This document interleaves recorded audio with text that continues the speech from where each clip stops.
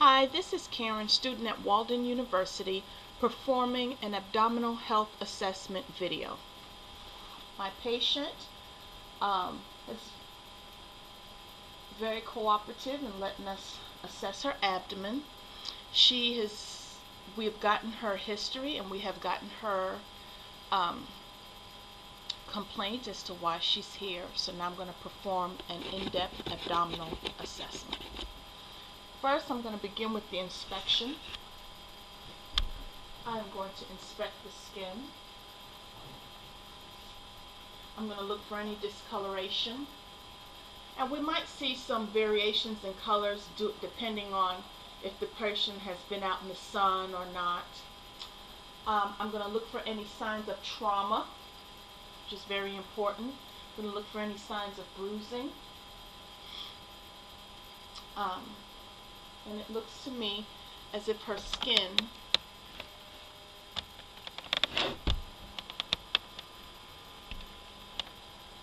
is intact, warm to touch. Okay. Now I'm going to look at the contour. I'm going to look for symmetry. Looks like her belly button is in the right, is midline. It looks like she has a flat abdomen, maybe in like an athletic abdomen.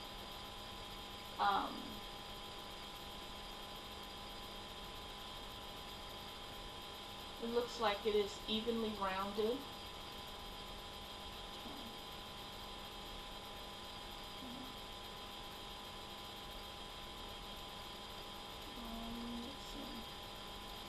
Her umbilicus is not inverted or protruding. I don't see any signs and symptoms of ascites. I don't see signs and symptoms of abdominal distension. I don't see signs and symptoms of a hernia.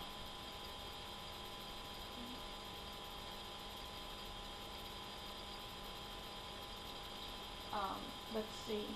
I would also have the patient stand to also, again, look for signs and symptoms of symmetry, to look for any, to make sure that belly button is in line with the abdomen all the way up to the patient's head. Okay. Of course, again, we're looking for any signs and symptoms of distension, things like that. Okay, next we're going to go to auscultation. I'm going to auscultate the bowel sounds. We should listen to each region 5 minutes, and we would hear, if she has bowel sounds, we would hear 3 to 35 gurgles in each region. Okay. Well, we'll do that. Again, each region for 5 minutes. We would hear 5 to 35 gurgles in each region. Okay.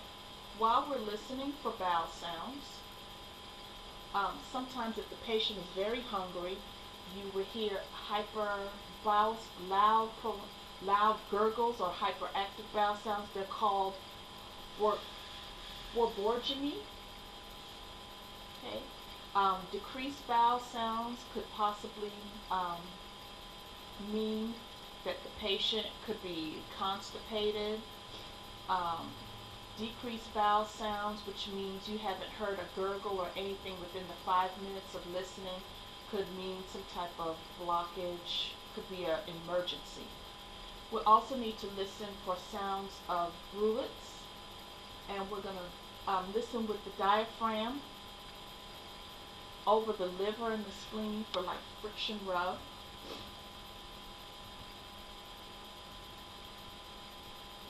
And we'll listen with the bell at the gastric region for bruits.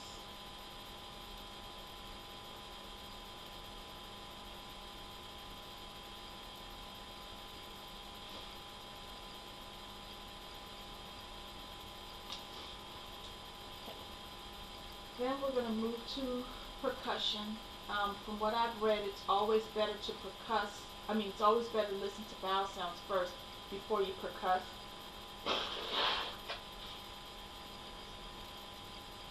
We'll start with the liver.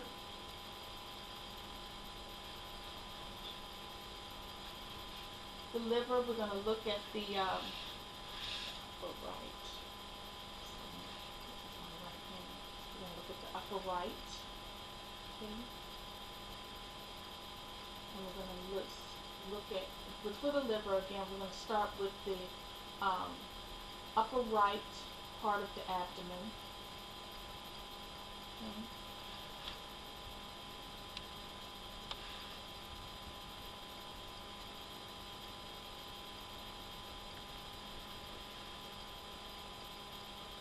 And we'll want to start with the area that has, as the book called it, tympany. And then we're going to move to an area of dullness.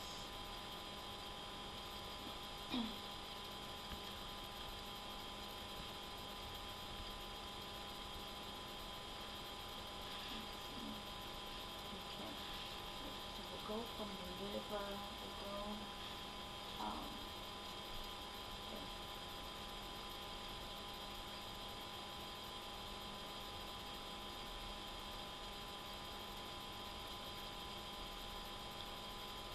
Then we'll move to the spleen.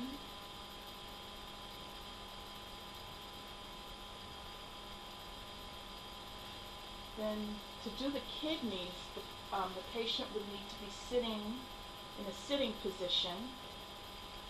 Okay.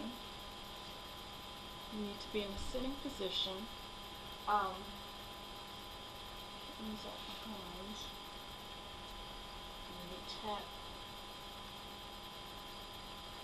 Okay. And each kidney. Okay, let me lay that down. That whole thing. But the kidneys, of course, are behind, and then you hold and you tap the surface. Then we're going to look at palpation. Oh, I know what I forgot. Before we assess the abdomen, we make sure that the patient empties her bladder. That's very, very important. And that should be asked of the patient before they even come into the room or before you start your assessment. The patient must empty their bladder. Now we're going to move to palpation. And of course you palpate each region very lightly at first. And you could do it in a circular motion.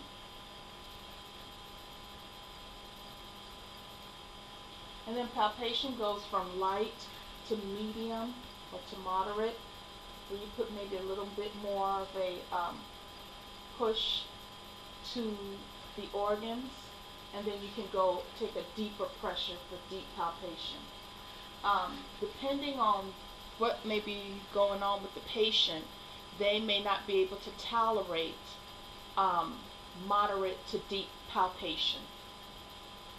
Now we can palpate specific organs, looking at the liver. I'm going to place my hand under the patient's ribs.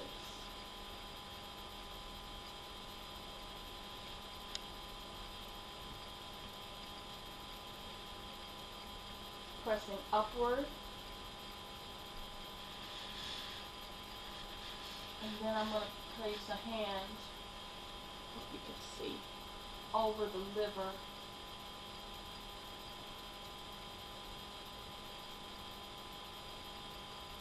And press downward.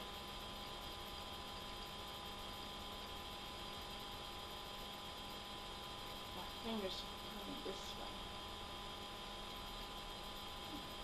Interesting.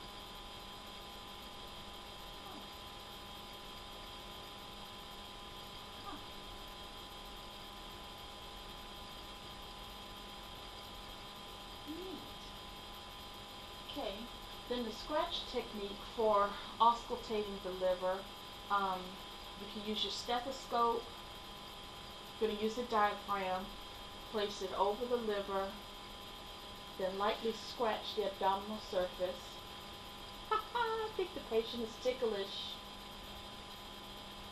And of course, listen for a sound over the liver. Okay. Then we're going to palpate the gallbladder, which below the liver margin you'll have the gallbladder, but in a healthy person the gallbladder is not able to palpate.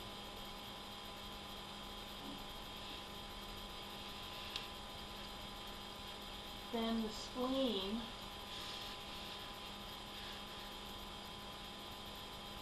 which is on the patient's right side. With my left hand,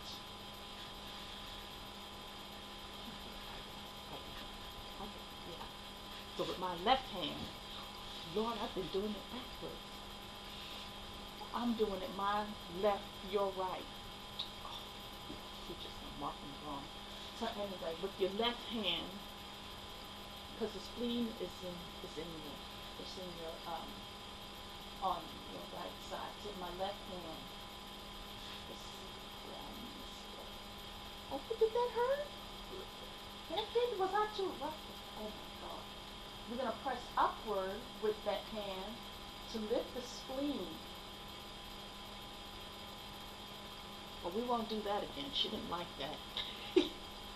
But anyway, on to the patient's right, I'm going to use my left hand, place it under her back, and then I'm going to take, I'm going to press upward with that hand.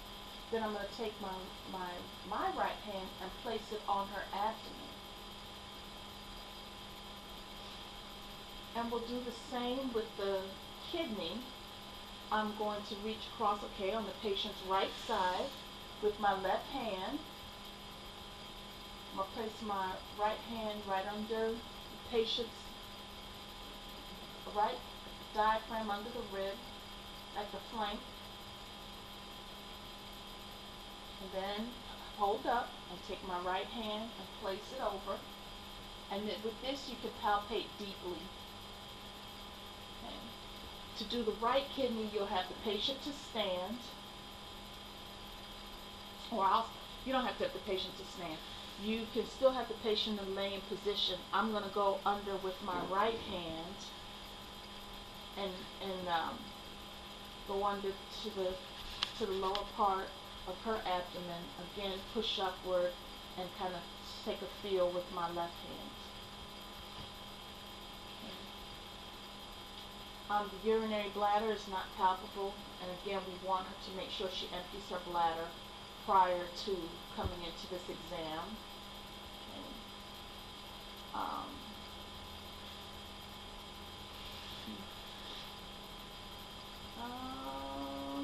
Let's see. We can look for rebound tenderness by holding your hands to the abdomen, fingers extended, press gently, and then watch for the abdomen to bounce back. Okay. And that is the end of my abdominal health assessment. Thank you.